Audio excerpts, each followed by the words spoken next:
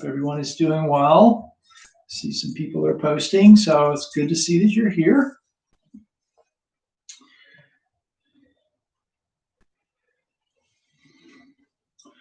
So we will begin with the verse of the Kesa, as always.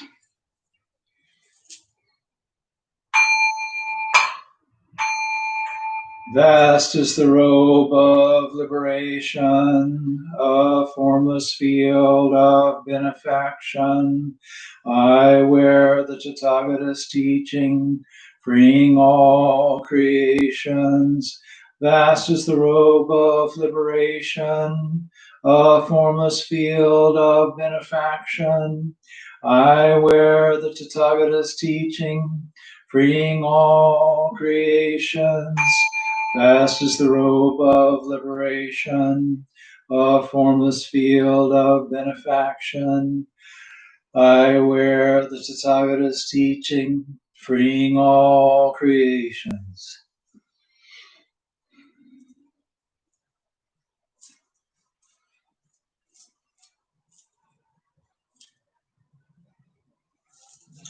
The Gata of Atonement. All evil karma ever committed by me since of old, on account of my beginningless greed, anger, and ignorance, born of my body, mouth, and thought, now I atone for it all. All evil karma ever committed by me since of old, on account of my beginningless greed, anger, and ignorance, born of my body, mouth, and thought, now I atone for it all. All evil karma ever committed by me since of old, on account of my beginningless greed, anger, and ignorance, born of my body, mouth, and thought, now I atone for it all.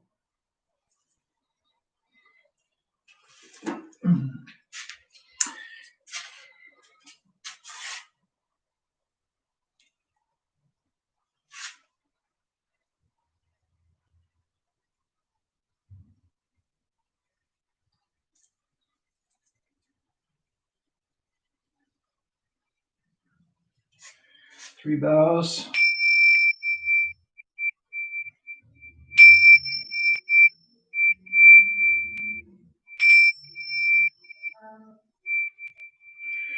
The fragrance of this incense invites the awakened mind to be present with us now.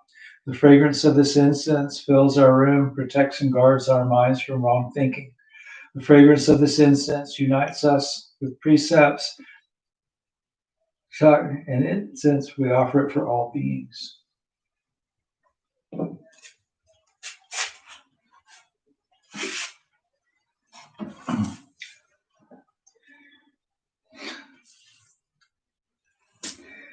Homage to the Buddha. Namo tassa bhagavato arahato samma sambuddhassa. Namo tassa bhagavato arahato samma sambuddhassa. Namo tassa bhagavato arahato samma sambuddhassa. I go to the Buddha for guidance. I shall become one with the Buddha. I resolve that I shall each day follow the way of life he laid down for us to walk and awaken to his supreme wisdom. I go to the Dharma for guidance. I shall become one with the Dharma. The gates of Dharma are manifold. I vow to enter them all. The goal of wisdom is ever beyond. I shall attain it. I go to the Sangha for guidance. I shall become one with the Sangha. In the spirit of universal fellowship and as a member of the Sangha, I pledge myself to strive for the enlightenment of all beings. The Metta Sutta. This is what should be done by one who is skilled in goodness and who knows the path of peace. Let them be able and upright, straightforward and gentle in speech, humble and not conceited, contented and easily satisfied, unburdened with duties and frugal in their ways, peaceful and calm and wise and skillful, not proud and demanding in nature. Let them not do the slightest thing that the wise would later reprove. Wishing in gladness and in safety, may all beings be at ease. Whatever living beings there may be, whether they are weak or strong, omitting none, the great or the mighty, medium, short, or small, the seen and the unseen, those living near and far away, those born and to be born, may all beings be at ease. Let none deceive another or despise any being in any state. Let none through anger or ill will wish harm upon another. Even as a mother protects with her life her child, her only child, so with the boundless heart should one cherish all living beings, radiating kindness over the entire world, spreading upward to the skies and downward to the depths, outward and unbounded, freed from hatred and ill will. Whether standing or walking, sitting or lying down, free from drowsiness, one should sustain this recollection. This is said to be the sublime abiding. By not holding to fixed views, the pure-hearted one, having clarity of vision, being freed from all sense desires, is not born again into the world of suffering. May I be happy and well. May no harm come to me. May I learn compassion. May all my friends, family, and those I love be happy and well. May no harm come to them. May they learn compassion. May all those troubled in body, mind, and spirit be happy and well. May no harm come to them. May they learn compassion. May all those who have hurt me in body, mind, and spirit be happy and well. May no harm come to them. May they learn compassion. May all those I have hurt in body, mind, and spirit be happy and well. May no harm come to them. May they learn compassion. May all my enemies be happy and well. May no harm come to them. May they learn compassion. May all living beings be happy and well. May no harm come to them. May they learn compassion.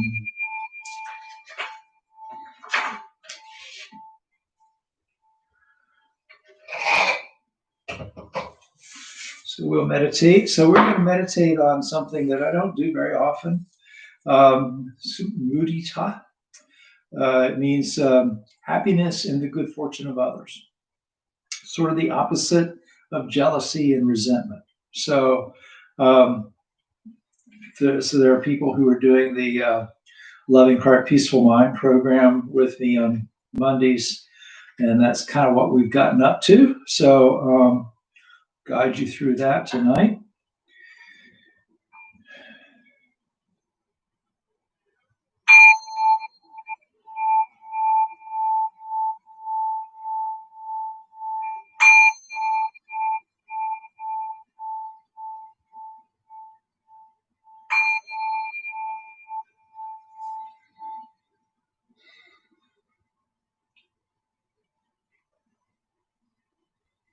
As the bell fades, just take a nice deep breath or two or three.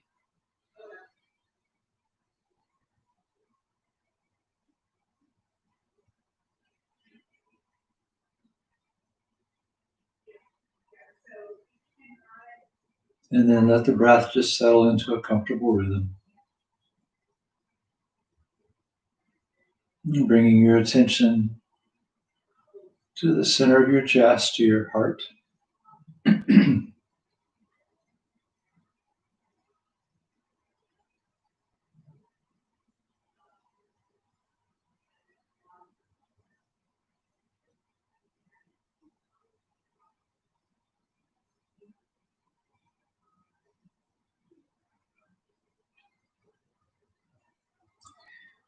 May I be happy.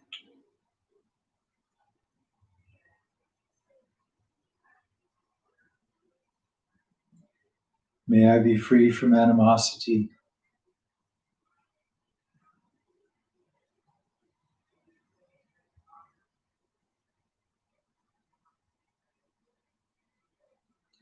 May I be free from stress and affliction.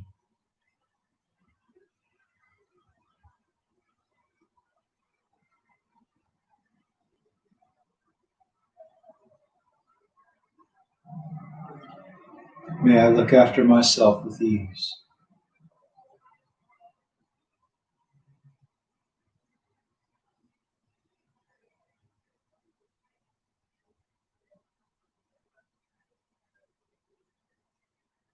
May all beings be happy.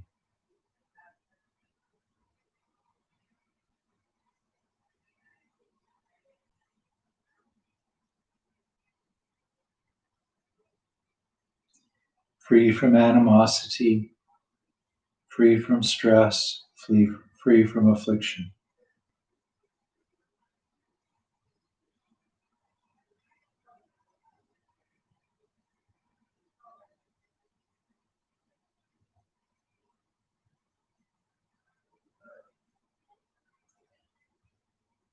May all beings be at ease.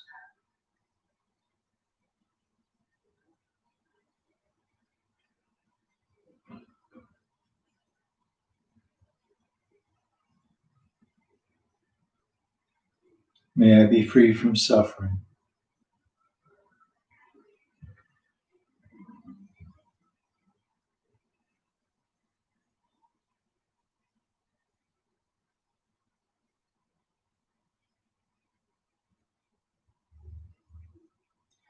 May all beings be free from suffering.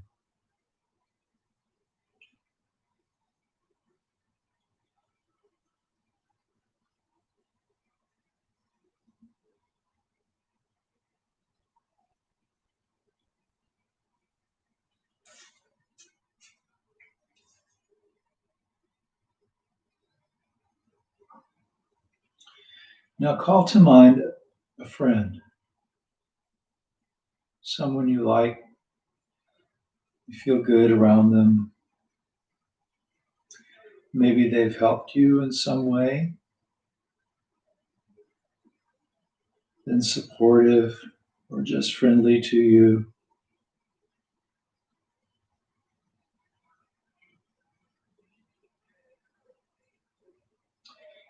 And think of some of the good fortune that they have.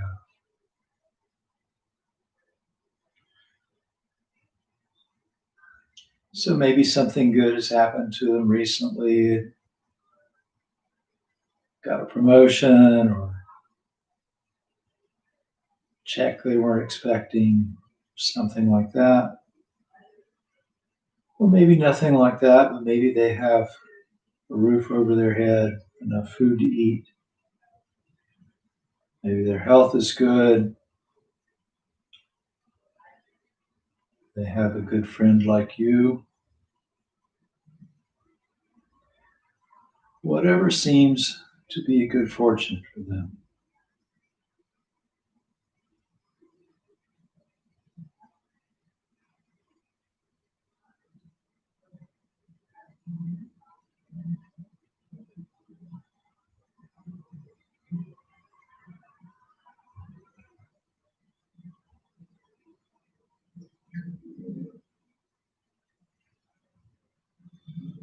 And recognize that their good fortune is the result of them basically doing good things.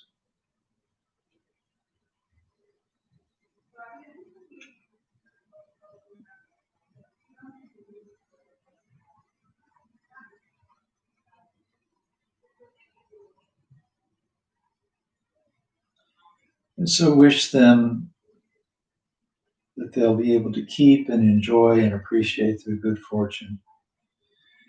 And I use the phrase, may they appreciate their good fortune, but you use whatever works for you. It just expresses your desire, your gladness that they have these good things.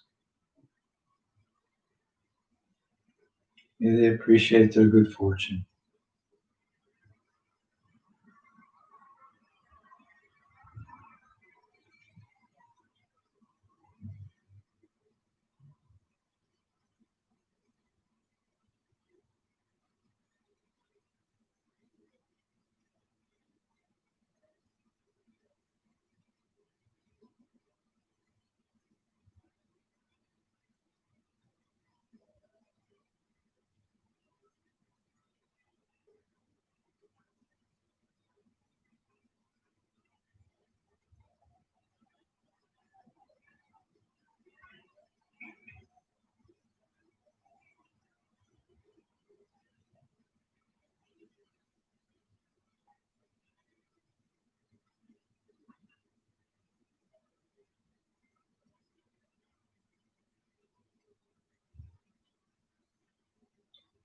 And then call to mind yourself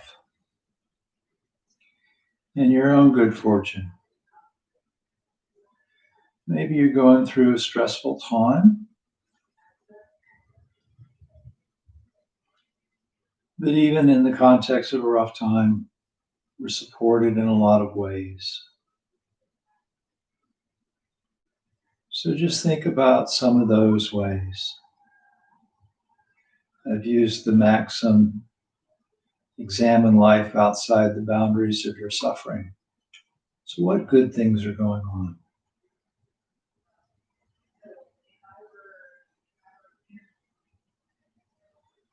May I enjoy, may I appreciate my good fortune.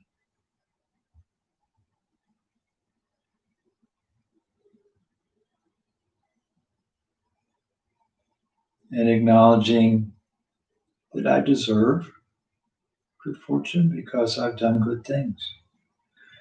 I'm born human because I have karma from previous existence that brought me to that point.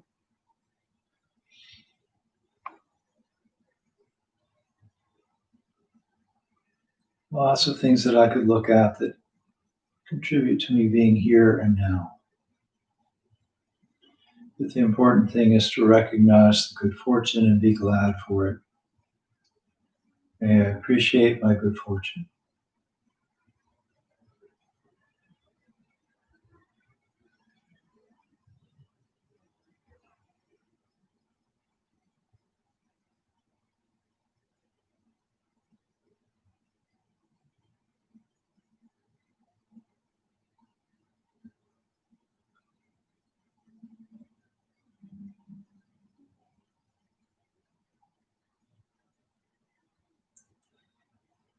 And now do the same thing with your loved one.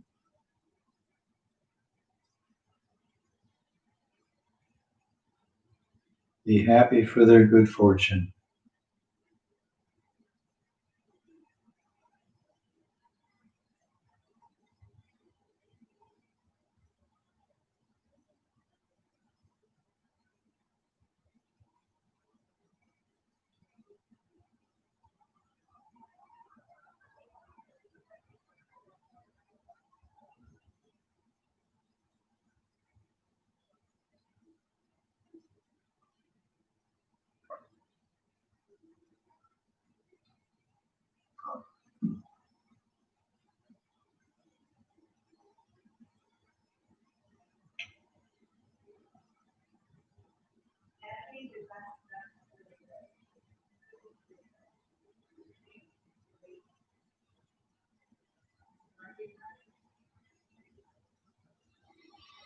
And think of your neutral person, an acquaintance. You may not know much about them, but they live in a civilized land as you do, and that's good fortune.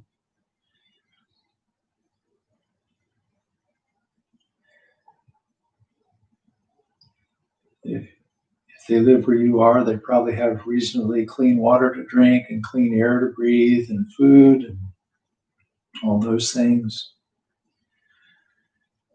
And so just be glad of their good fortune. May they enjoy their good fortune and appreciate their good fortune.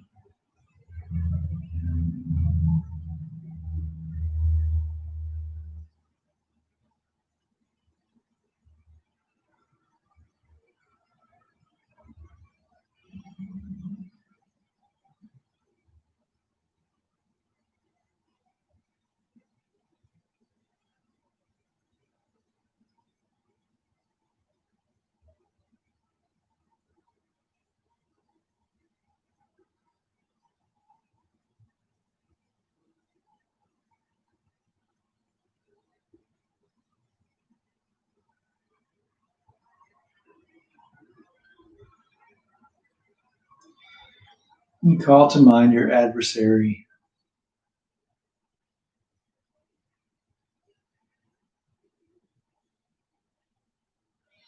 And usually we don't even want to think about our adversaries as having good fortune. And when we do recognize it, we tend to resent it and that just makes us unhappy. So recognize that there must be some good karma there, some goodness from the past at some point, and be glad for their good fortune. May they appreciate their good fortune.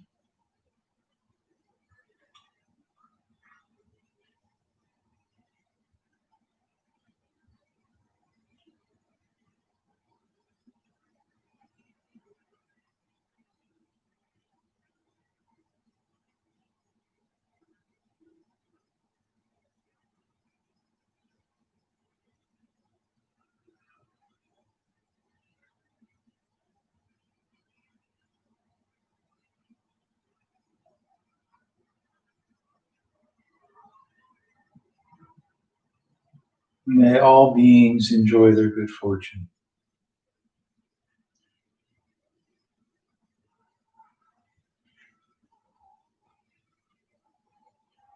We've meditated on happiness for all beings and wanting all beings not to suffer, and just acknowledge that every living thing,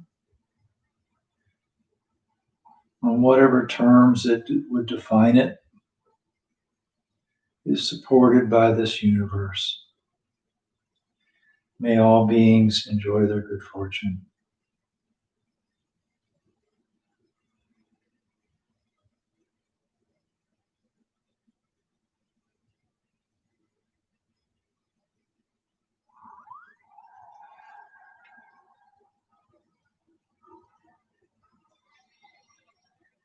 And before we end the meditation, just bring your attention back to your breath and just sit for a moment, just breathing, being aware of the breath coming and going, letting go of any thoughts.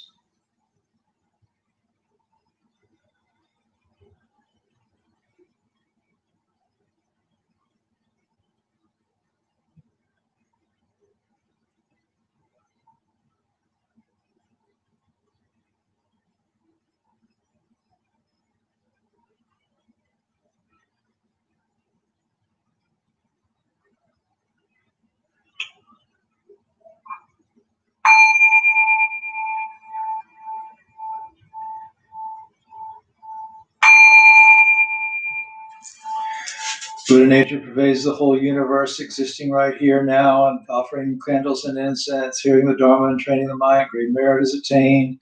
We dedicate this merit to the great Master Shakyamuni Buddha, the all-pervading and everlasting three treasures, to the 16 guardians and all protectors of the Dharma and their relations throughout space and time, to all ancestors of this Sangha and all beings in the Dharma world. May penetrating light dispel the darkness of ignorance. Let all karma be resolved in the mind flower bloom in eternal spring. May the Dharma body maintain strength and health, and years of life be lengthened for all teachers of this Sangha. May their vows be fully realized, and may they live in perfect peace with Buddha Dharma. We pray for those suffering from violence and those who grieve for them, for those living in oppression, for all who are imprisoned who should be free, for all refugees from violence, hunger, and catastrophe, man-made or natural. We pray for the health and well-being of those suffering from diseases of body, mind, or spirit, all those working toward the healing of those afflictions. We pray for those suffering from COVID-19, those working to protect and treat them, and those grieving for those lost of this pandemic. May they be serene through all their troubles, and may we realize the enlightened way together. Sabe sata sadahantu avera sukajivino katang punya phalang maham sabe bhagi bhavantu te. May all beings always live happily, free from animosity. May all share in the blessings that spring from the good we have done.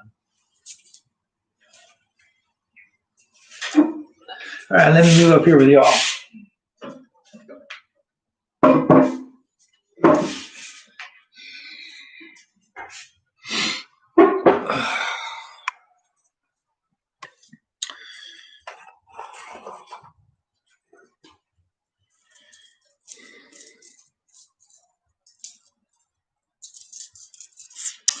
So, I was thinking off and on various times during the week, what was I going to talk about this week?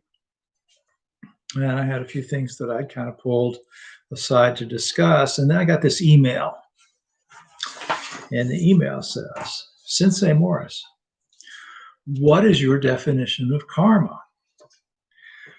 Every once in a while, I read or hear something that characterizes it like some big ledger book in the sky. I like that. So I like it when you guys send me messages, emails like that, questions like that, because when I think about this, I look and go, okay, what have I not talked about lately? I don't want to repeat myself too much. What haven't I talked about? What haven't I talked about in a while that I need to talk about? What I feel like talking about, all that kind of stuff. And it's a lot easier and I think better and more productive if I know that somebody wants to hear about something in particular. And if one person wants to hear about it, probably 15, 14 of you are on here want to hear about it, right? So anyway, that's a good thing. So I'll talk about karma.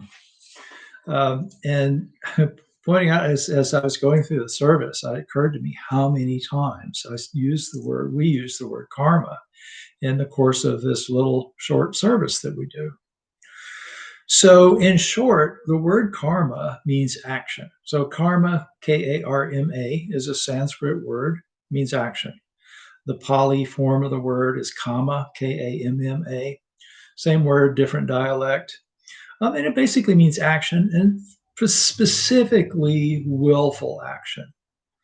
I think things that just kind of happen are probably not karma, but things that we do deliberately are karma. So, and it's the significance of karma is that it's the only thing that we own. Okay, I don't own this form, feelings, perceptions, mental formations. Those are not mine. I don't do anything to get them to a large extent, right? But karma is something that we do, as actions is something that we do, right? So the kind of the pop culture view of karma is that they'll say, "Oh, this guy's got good karma," well, and basically think as if it was some sort of mystical thing, right? You do something, and you carry around the sort of the stink or the fragrance of that thing that you did, I guess. And so it's going to turn around and be visited on you. There was a TV show. My Name is Earl, something like that. This was a while back. I didn't think about this in advance, but it kind of came to me now. Yeah, and this guy was saying, he's got to go out and undo this bad karma, and and the idea is that there's some heavenly entity that is like keeping brownie points and demerits up there, and that pays you back when you do something bad. And so the common view of karma is that it's the results of your actions, but it's really just actions. It just means action. So why is that important? Is that in Buddhism, the law of karma is a very key concept. In fact, you could say that when it comes to Buddhist practice, you don't really need to believe in very much. But karma is kind of a core thing that you sort of need to believe in order for the practice to work. Now, you can fairly quickly test it, and you'll see if you do good things that you're going to get a good result. If you do bad things, you're going to get a bad result. Now, that doesn't mean that if I give a bad dharma talk that a meteor is going to fall on me and kill me or anything like that. It just means that the accumulated results of good things that I do are going to be good results. The accumulated results of bad things that I do are going to be bad results. So it's not a sort of divine plan kind of thing. There's no one And this is where people get kind of bogged down. They think it's like crime and punishment, or it's punitive or whatever. Some force of nature is punishing you. And look, it's if you read some of the discourses, there are some discourses and folk tales and things like that, that even in Buddhism, that almost make it seem that way. That there's a really interesting discourse that about a guy being dragged down in front of the king of hell, and and being judged and having to go through all these miserable things in the next life. But these are metaphors, and the reality is very much cause and effect. So if I do something, something happens as a result of my doing it. You can look at it like the laws of physics. The laws of karma is like the law of physics. So there's a law of physics that says for every action, there's an equal and opposite reaction. And it's kind of a good example of that is if I borrow somebody's paddleboard and go out on the lake with the paddleboard, and I decide I'm going to jump in the water. It's kind of cold for that right now, but I could conceivably do that. If I jump with enough force to move me 6 feet from the board that way, then when I come up out of the water and look to see where the board is, it's going to be farther away than 6 feet, because the energy that I put into making the jump to move me 6 feet has an equal and opposite reaction than the other way. So the board is going to move the other direction. So all other things being equal, the board will be 12 feet away, right?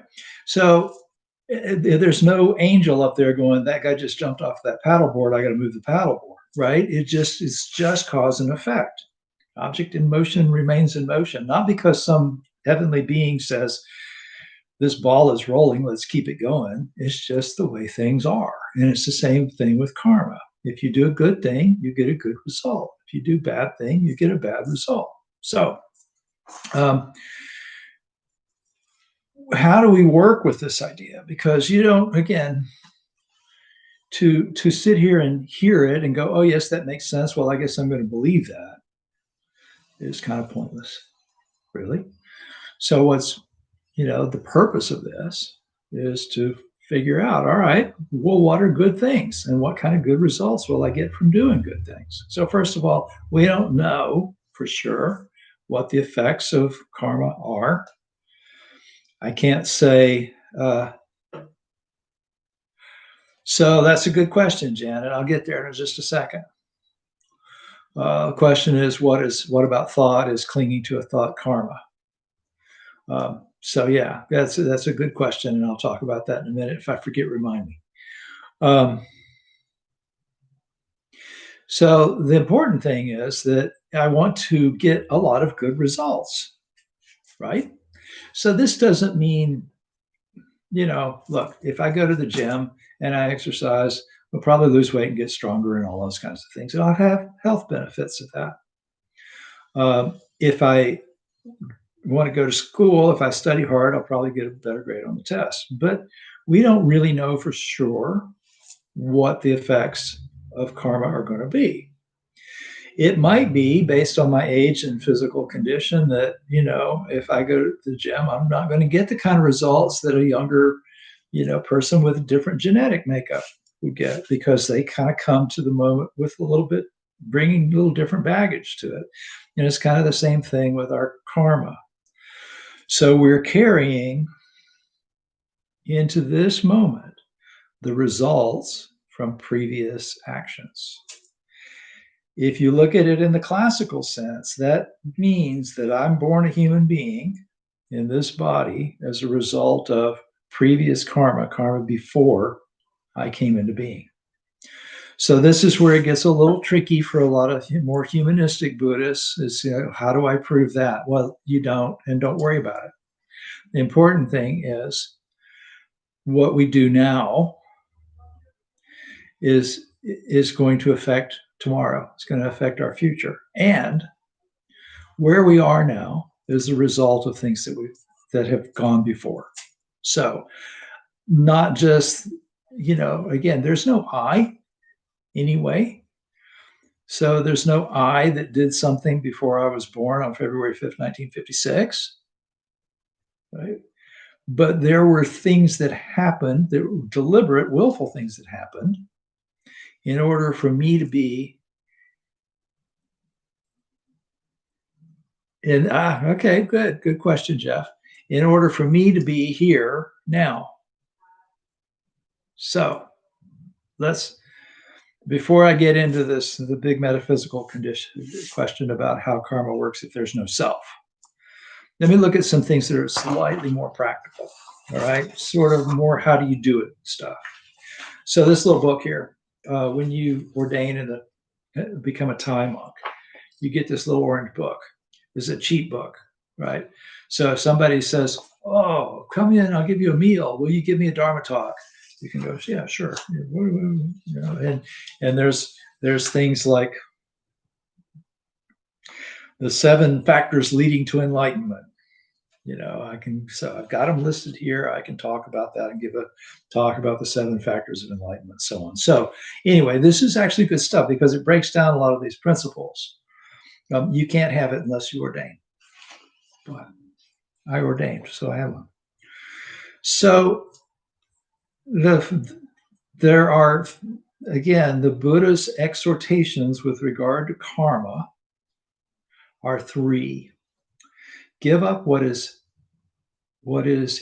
evil, in other words, what is harmful, practices by way of body, speech, and mind. So don't do things that are harmful, doing them with the body, speech, or mind. Promote what is right practices by way of body, speech, and mind. And make your own heart, mind, break away from those things that bring defilement. These being greed, anger, and delusion. Okay, so the answers to both of your questions are in this little paragraph right here. So evil practices are good practices. So evil, doesn't mean that there's some supernatural being that's hateful and that wants us harmed. It means evil in the sense that it leads to harm, okay? And that its basis is harmful. It is a place of greed, anger, and delusion. Okay, so give up actions of body, speech, and mind. So we know what an action of body is. Let's say I'm sitting at a traffic light. Somebody I don't like walks across the crosswalk in front of my car. And when they get in front of me, I hit the gas and run them over. Okay, that's very clearly there was an action of body. Okay, I hit the gas. And I'm going to be liable for that, right? So even in, assuming that there's witnesses and stuff like that, I'm probably going to go to jail for manslaughter for that, right? So, but speech and mind, we don't think of sometimes as being actions. But if I roll my window down and yell at the guy instead of running him over, that's better, but it's still potentially harmful, right? There's somebody I'm mad at, and I lied into him with a bunch of curse words. That's negative karma. That's an action of speech. If the thought arises, that son of a bitch, I could run him over. Let's just go into Janet's question. Thoughts arise. That's not a willful thing. Okay.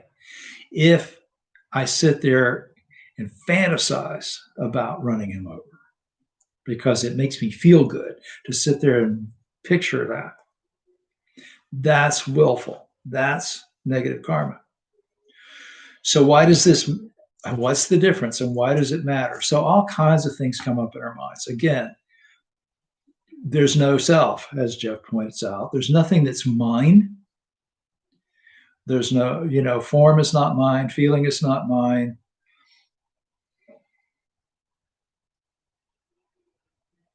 Kathleen, I'm not understanding your question.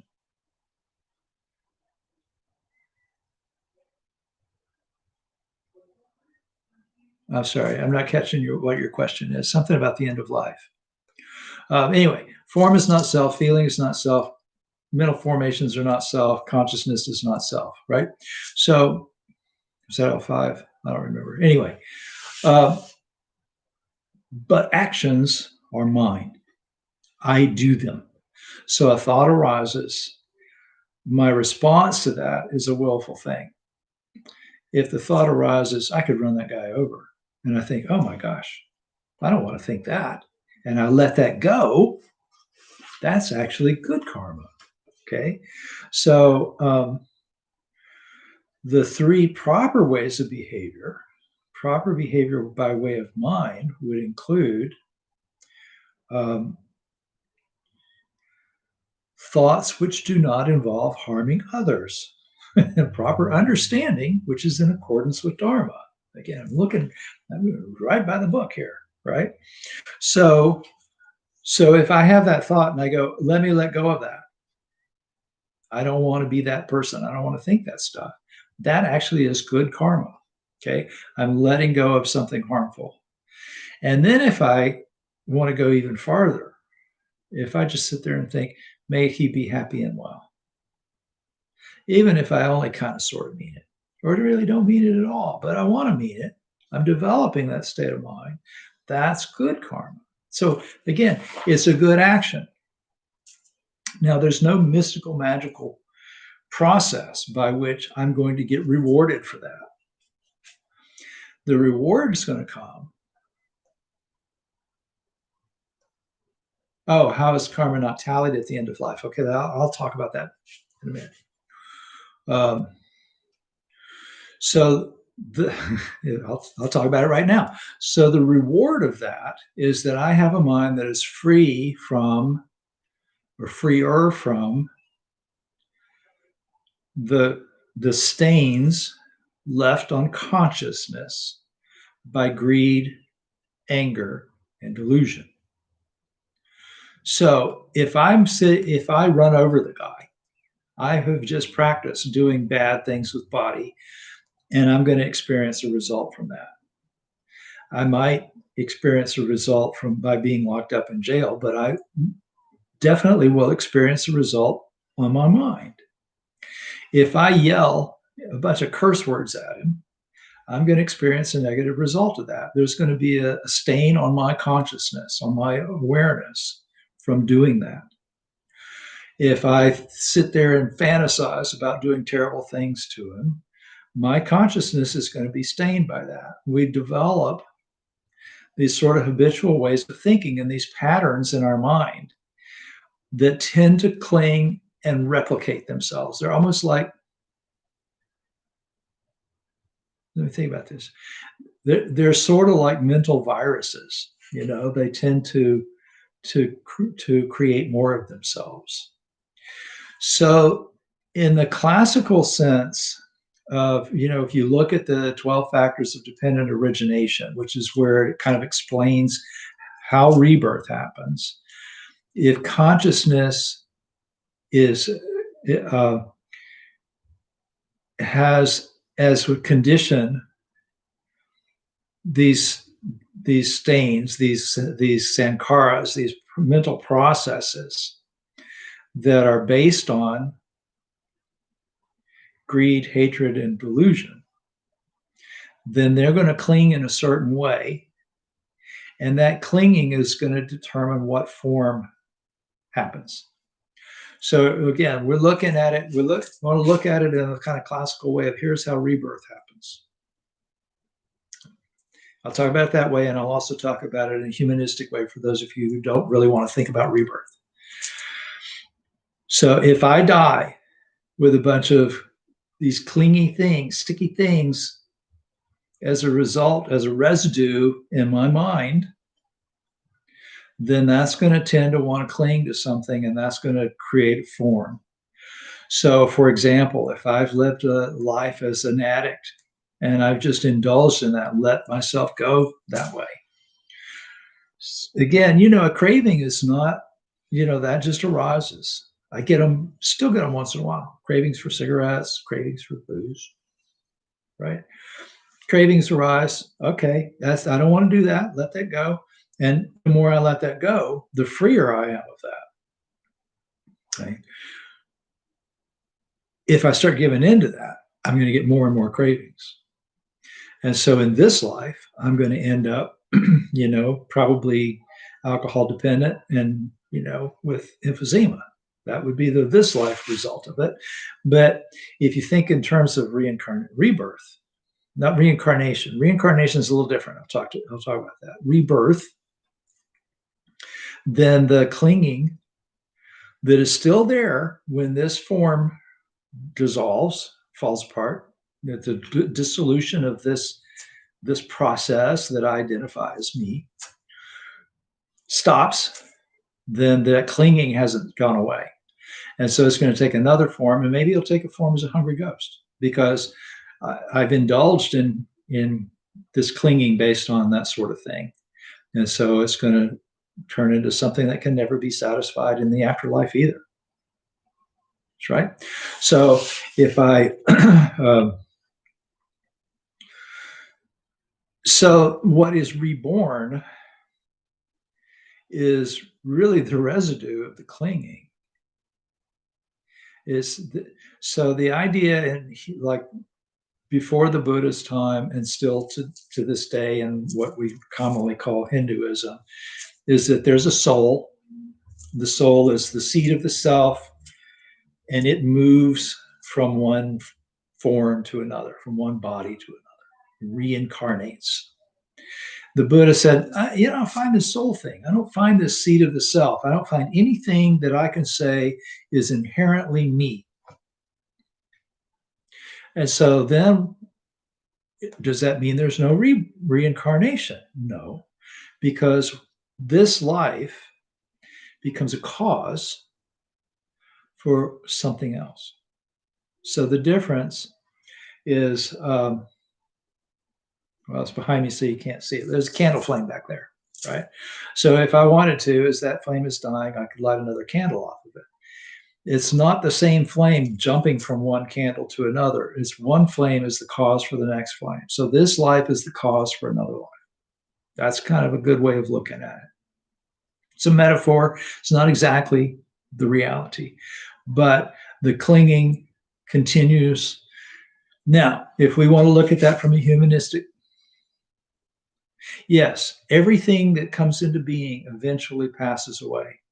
The karma that brings you into being eventually runs its course, and that form or formless being comes to its end, just like a wave eventually reaches the shore, and then whatever happens from there.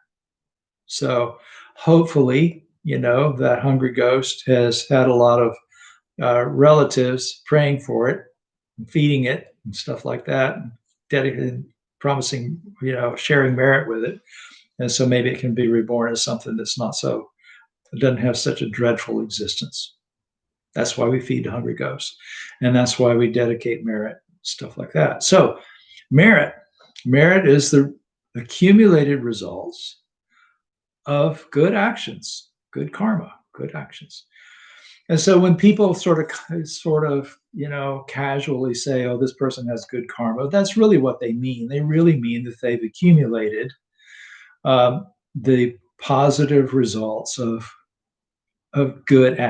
positive actions, of beneficial actions.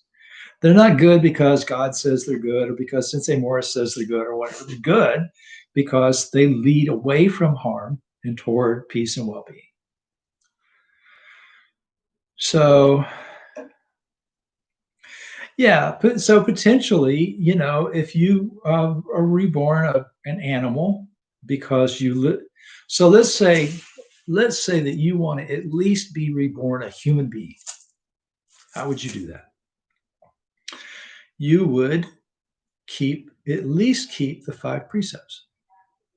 You would at least refrain from killing other beings. You would at least refrain from taking what isn't freely given. You would at least refrain from engaging in a lot of harmful speech, from harmful sexual and physical activity, and from engaging in intoxicants to cloud your mind so that you forget about the other things. Okay. So that would pretty much assure you at least rebirth as a human being. Now, if you want to do a little bit better than that, then you can refine your mind more. So, again, the Buddha says, make your own mind, your heart, break away from those things that bring defilement, that bring greed, anger, and delusion. So, to the extent that you can purify your own mind of greed, anger, and delusion, hatred, you know, uh, clinging to sensual pleasures. I mean, greed isn't just, I don't have enough money in my bank account.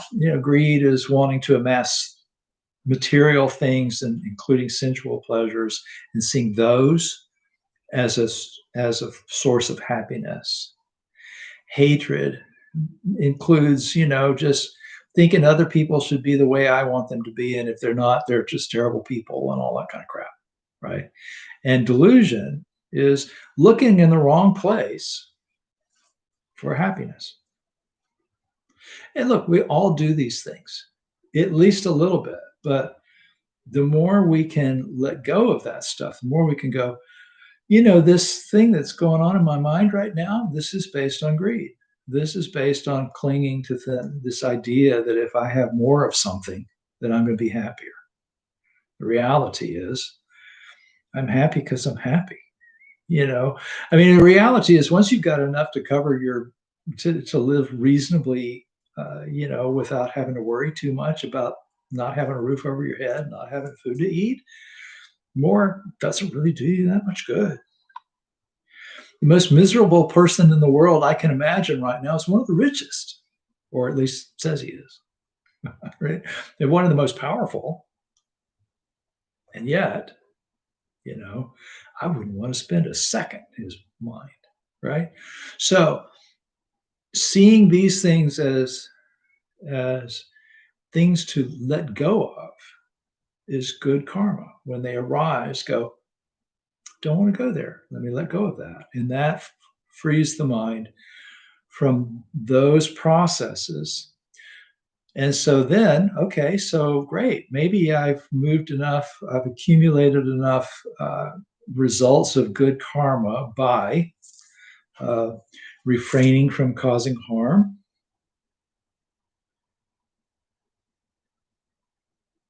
So what's being born really is the clinging itself. It stains the consciousness. It stains the consciousness. So what we see as mind is perceptions. I see me right now on YouTube. Okay, that's a perception. Mental formations. Gosh, that's a good-looking Dharma teacher. Right? That's a thought. Okay. Feelings. Right? I feel pretty good right now because I'm talking to people about the Dharma and they're engaged, and that's good. That's a feeling. Okay. And then the awareness of all of that. So it's the awareness, you could say, kind of, it's not reincarnated, but it is a cause for something else to come into being. So I know this is a very subtle semantic difference, or can seem that way. The difference between there's a self that is reincarnated versus there's a process here that becomes a cause for another process at another time. Don't get too bogged down in that. It doesn't really matter a whole lot, to be honest with you. What matters is don't identify as a self to the extent that it causes you or other people suffering. Okay. This ain't mine. What I do is mine. That's the important thing. What I do is mine, because what I do has effects over the long term. So I'm giving a Dharma talk right now. That's going to affect you guys and what you do over a long term. You're listening to a Dharma talk right now. That's going to affect you over the long term also, probably beyond this particular lifespan, right? If we can make the world a better place by listening to the Dharma and understanding it and putting it into practice, then the results of our goodness continues long after this particular body has come to an end. This particular wave has reached the shore. Okay. So that's the important thing.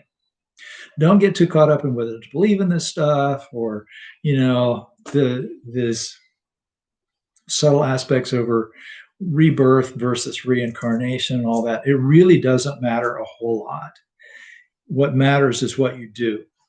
Okay. Your practice is what matters. So practice good karma. So what does that mean? Avoid causing harm. Do what you can to make the world and yourself and the people around you better and happier, and let go of things that are lead to harm. And so the evil karma is karma that is rooted in those three poisons: greed, hatred, and delusion. They're poison because they lead to death. They lead to death because they lead to birth, right? If you look in that classical sense, if I'm reborn, I'm going to die. If I'm reborn, I'm going to suffer. So when we look in this sort of long-term view of Buddhism as a spiritual practice, for lack of a better term, we're trying to get out of the cycle of coming and going. And so we want to let go of that. Now, fortunately, Buddhism is not a pie in the sky thing. You also get the results in the here and now. So you will experience the results of good karma in this lifetime, probably. Well, definitely.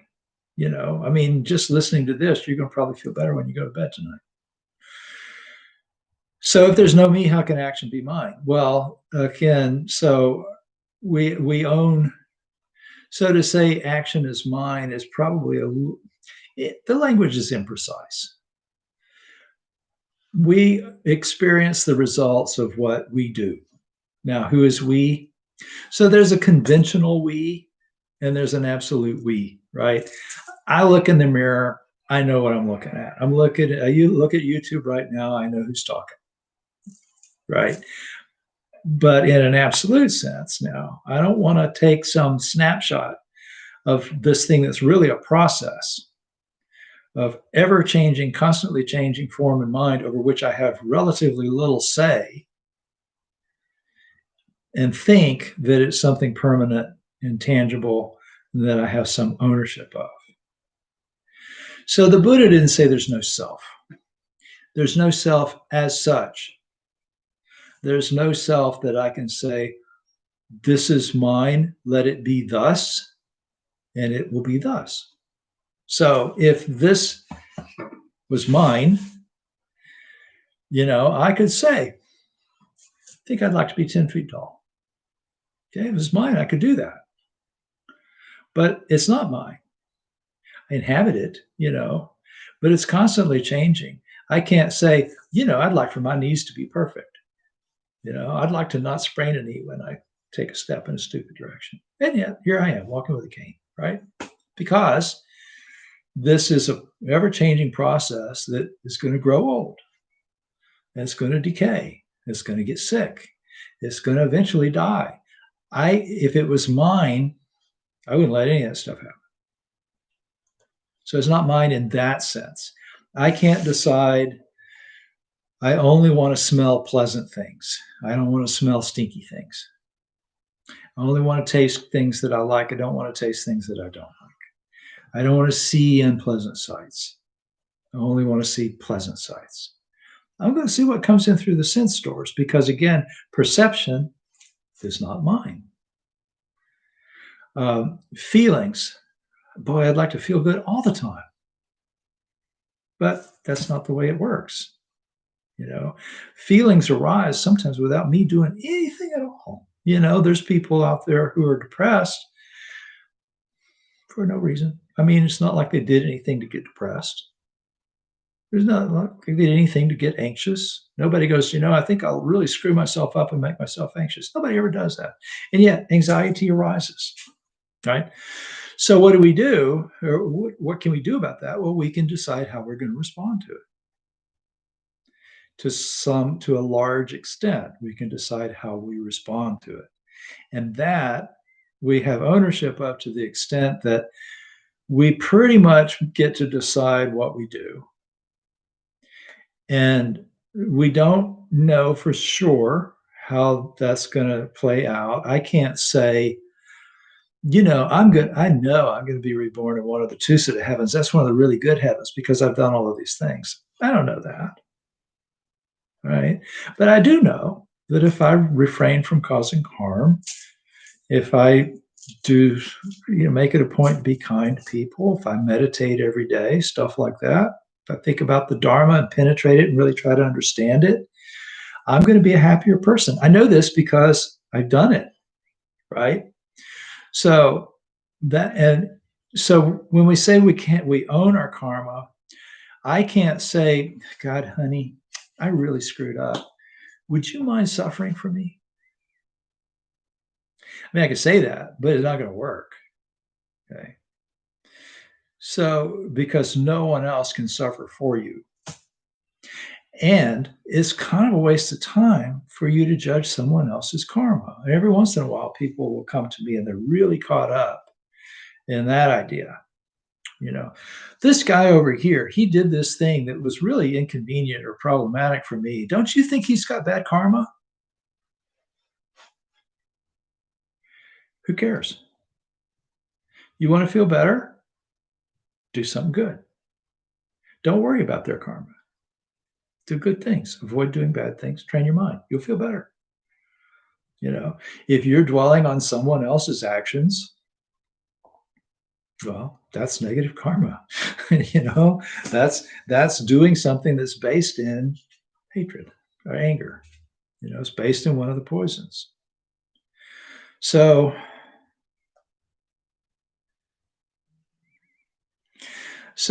this whole idea of rebirth that way, I mean, I can't say that this is what actually happens. I think that this is a good sort of metaphor um, for what we are experiencing. Okay. Nobody can say, oh, look, here's your consciousness. And here's the stains that are on it. So that should give you some idea of what your next life is going to be like. Can't do that. Right. But you can say, all right, if I do these things, if I do good, avoid evil, train my mind, I'm going to be happier, feel better today. And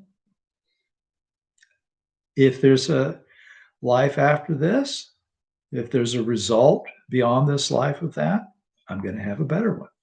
The Buddha would, if he was pushed in this, would never say,